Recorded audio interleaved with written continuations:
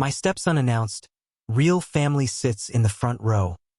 I canceled the photographer and left an empty chair with my name tag. The photos tell the whole story. My name is Ben. I'm 47. I live in Nebraska. 5 years ago, I married Ellie, a widow with 2 kids, Cody and Hannah. The first time I walked into their house, it smelled like laundry left too long in the machine. Damp. Forgotten. The walls were peeling in places, the baseboards water-warped. There was a leak under the kitchen sink, and someone had tried to fix it with duct tape. But I didn't see damage. I saw a family, a place I could anchor into. And I told myself, love would patch the holes time had left behind. Ellie's husband had died young, 8 years into their marriage. Car accident. T-boned at an intersection by a teenager too drunk to know left from right. He died instantly. People in town still talk about him like he was carved out of something holy. Brian wouldn't have let that fence go rotten. Brian always grilled the steaks just right. I heard his name in whispers, in jokes, in the way Cody stared at the corner of the room when someone mentioned football, because his dad used to coach. I never tried to replace him. God knows I couldn't. The man had died perfect, and the dead have the privilege of staying that way. I just showed up, paid bills, built things, fixed what broke. The house needed everything. Plumbing, drywall, shingles that came off every time the wind forgot its manners. I rebuilt that house from the studs up, not to leave my mark, but to give them something that didn't leak when it rained. Ellie didn't ask for much. Maybe that was the problem. She let me give without ever having to say thank you. And the kids, well, they tolerated me. First, Cody was 10 when I met him, still soft around the edges. Still had the kind of laugh that made you think you had a sh*t. He'd sit with me while I worked on the car, ask about the wrench names, pretend to care. I taught him how to change brake pads, how to bleed a radiator. He looked up to me then, or at least he didn't look through me. But something shifted when he hit 15. Some invisible hinge in his chest snapped shut. He started locking his bedroom door. He started saying my dad again instead of Brian. He didn't look at me when I handed him allowance. Didn't say thanks when I replaced his cracked iPhone screen. Didn't come downstairs unless Ellie told him to. Hannah never had the phase of pretending. She was already 16 when I showed up. Politely cold. Too polite to insult me. Too cold to invite me in. She kept her father's photo on her nightstand until the glass frame broke during a move. She never replaced it.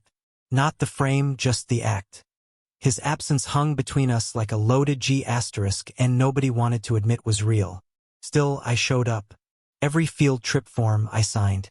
Every dentist appointment I drove. I sat in waiting rooms while Ellie worked her shifts. I paid for both kids' braces, even when the insurance didn't cover the second round. I did these things because I believed in time. Time I thought would fill the cracks.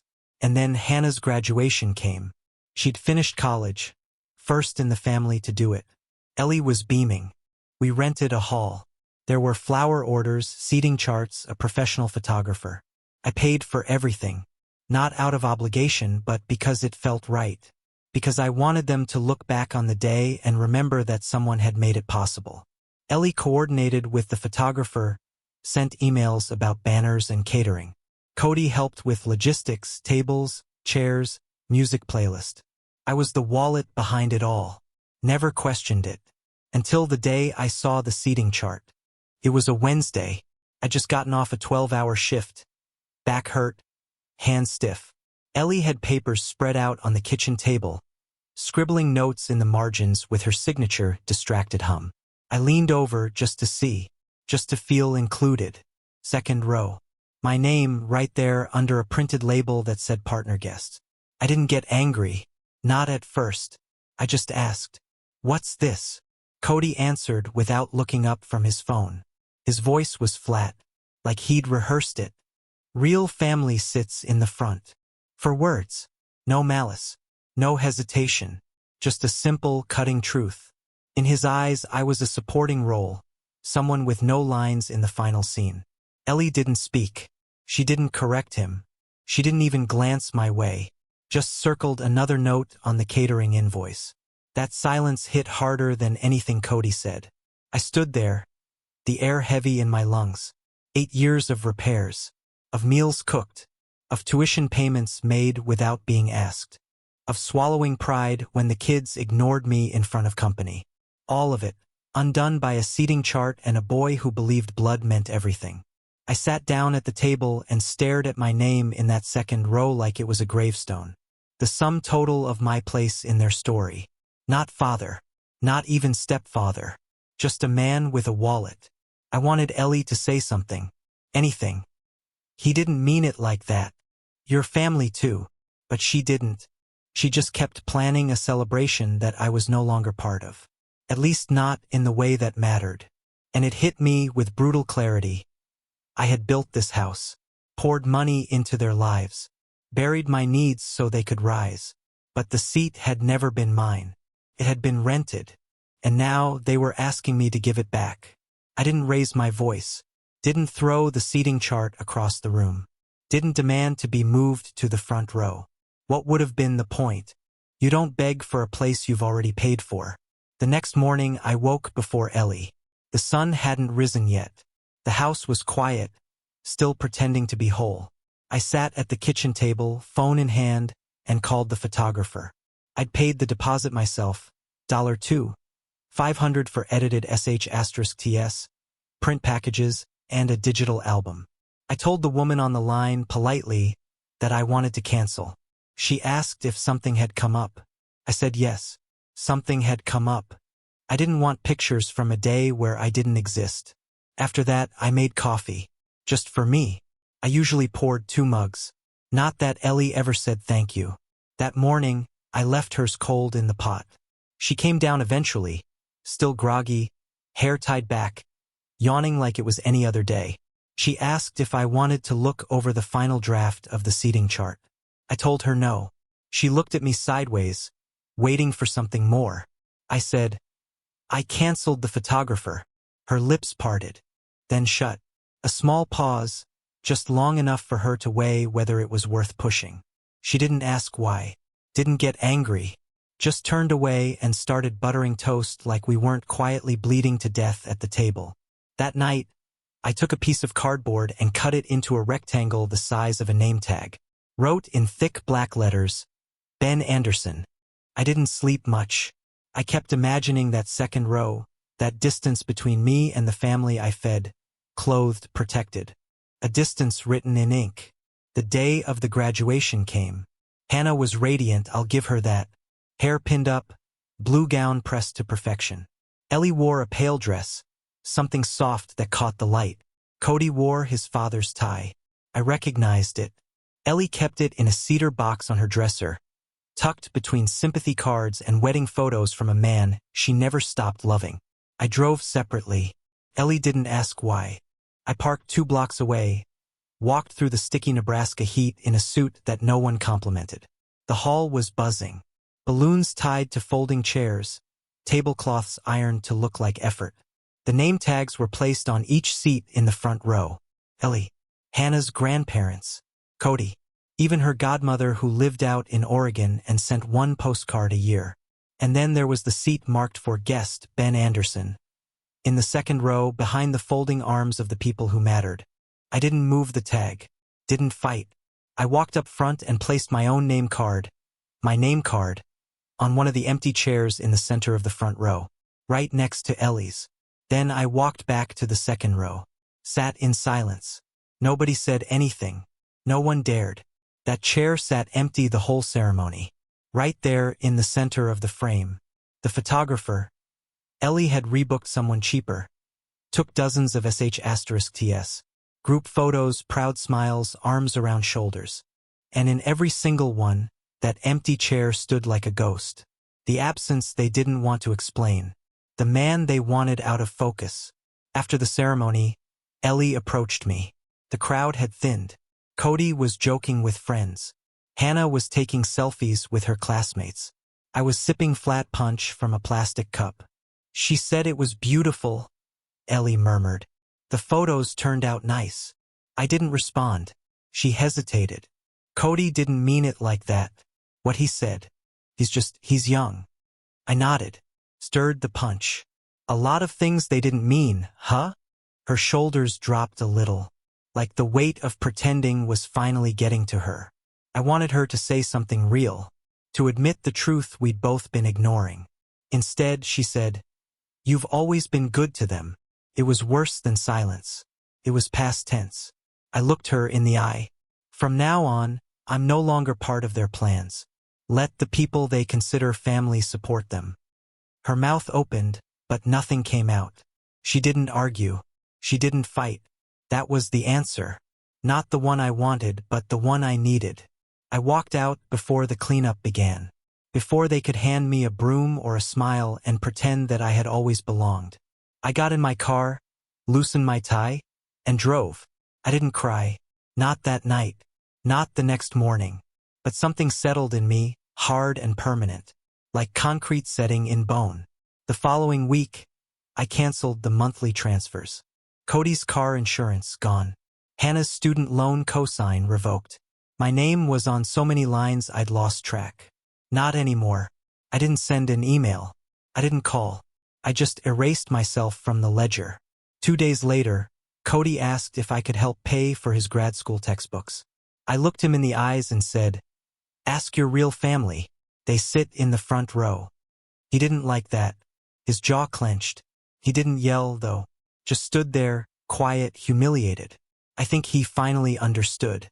A week after the graduation, a new name crawled out of the past like a cockroach from under the fridge. Brian's brother, Uncle Tom. I hadn't heard from him in 7 years. He'd missed birthdays, skipped holidays, never sent so much as a Christmas card. But now, apparently, he had opinions. He sent me an email. Subject line, "Family should rise above." I opened it in the garage, hands still dirty from changing the oil in Ellie's car. I should have deleted it. Should have let it rot in the inbox like it deserved. But I read every word. "Ben, I heard about the incident at Hannah's graduation. I think you need to act like an adult and not ruin what should have been a beautiful day. Kids say dumb things, they don't always know how they sound. You should rise above it. It's not about you. It's about showing up. If money is tight, I'm happy to chip in for the cake. But don't make this harder than it needs to be." He signed it, "Warm regards." I read it twice, then a third time, each word carved a little deeper. Act like an adult. Rise above it. It's not about you. That man hadn't lifted a single damn finger for those kids in a decade. He wasn't there when Cody needed braces. He didn't cover Hannah's last tuition gap when her financial aid came up short. He didn't show up when Cody was sick and needed to be driven 2 hours to a specialist. I did. I was there in the back of the ER at 3 a.m., clutching a styrofoam cup of cold coffee, waiting on a boy who still wouldn't call me dad. I didn't reply. I forwarded the email to Ellie with a single line. "Handle this." She called me half an hour later. "I talked to Tom." I said nothing. "He won't contact you again." Still, I said nothing. Ellie sighed. "He just didn't know the whole story." "He knows enough," I said. Then I hung up. That silence between us lasted a full week. She moved quieter around the house, her steps softer, her presence more like fog than flesh. She stopped asking me to pick up groceries, stopped texting when she ran late from work. We'd become two ghosts in the same house, haunting the corners of our shared failure. Then, without announcement, the unraveling began. Hannah moved out first. She found a small apartment near the campus where she was applying for grad school. I helped her move boxes, not because she asked, but because I still believed in finishing what I started. She didn't say thank you. Not when I folded her clothes into plastic bins. Not when I tightened the bed frame bolts. Not even when I handed her an envelope of emergency cash, tucked with the last $20 bill I would ever give her. I watched her disappear into that apartment like she was escaping something. Maybe she was. Cody stayed. He had just started his own classes, working night shifts to pay for them. Ellie thought it was noble. I knew better. I'd seen the tuition notice. I knew how far behind he already was. He was drowning and pretending the water wasn't rising. One evening, he came into the kitchen holding a stack of IRS forms and W-2s. He looked tired. No defiance in his eyes, just confusion. "Can you help me with my taxes?" he asked. "I don't get half of this." I was wiping down the sink. I didn't stop. Didn't look at him right away. "Sit down," I said eventually. "We'll go through it." He didn't apologize, but he didn't leave. We sat there for almost 2 hours, combing through forms, sorting deductions, double-checking dependents. He asked questions. I answered, like nothing had ever broken between us. But when we finished, he stood up, grabbed his papers, and left the room without saying a word. No thanks. No nod. Just gone. I didn't expect gratitude anymore, but part of me still waited for it, like an idiot watching for rain in a drought. A few weeks later, Ellie and I went away for a weekend. The first time in months. Small cabin, no signal, just silence. I thought maybe it was a step forward. Maybe she was trying. She brought wine. I grilled steaks. We played cards on the porch. She laughed once, really laughed. And for a brief moment, I felt like maybe something in us could still be stitched back together. But when we came home, the silence returned. The graduation photo album had arrived while we were gone. Thick, glossy, expensive. I found it in the mail pile untouched. I opened it in the living room, sitting alone. Every photo told the same story. Hannah in her gown. Cody beside her. Ellie smiling. Friends and cousins. The usual posed nonsense. And in every *T of the front row center stage was that empty chair. White folding metal. Straight back. Name tag reading, Ben Anderson. I stared at that chair longer than I should have. It sat there like a wound they couldn't crop out. A symbol no filter could erase.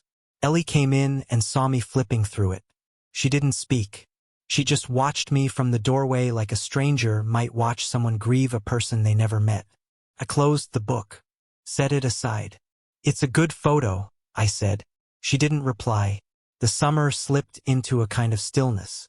Not peace. Just quiet. Ellie and I stopped fighting because there was nothing left to argue. The things between us had already been decided. The words had already been said or swallowed. She no longer mentioned the kids in casual conversation. Not unless she had to.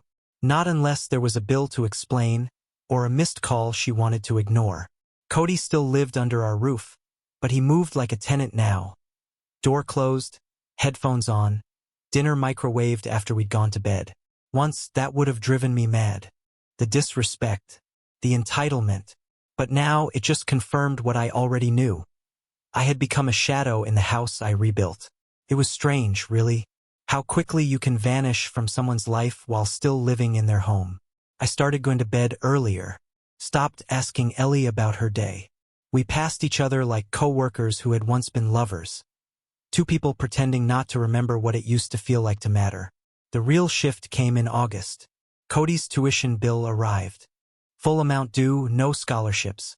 Ellie brought it to the table and placed it in front of me like she had so many times before.